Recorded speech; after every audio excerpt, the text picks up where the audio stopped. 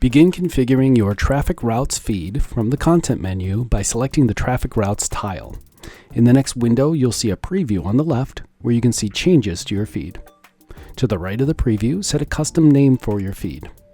Then enter a location. Location is defined by postal code, city and state, or latitude and longitude.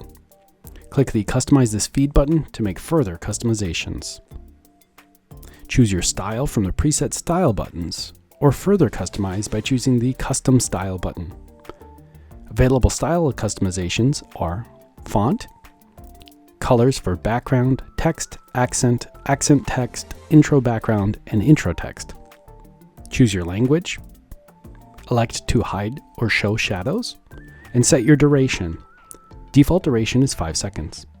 Enable or disable animation, choose your intro style, background, and custom message, and set your delivery method.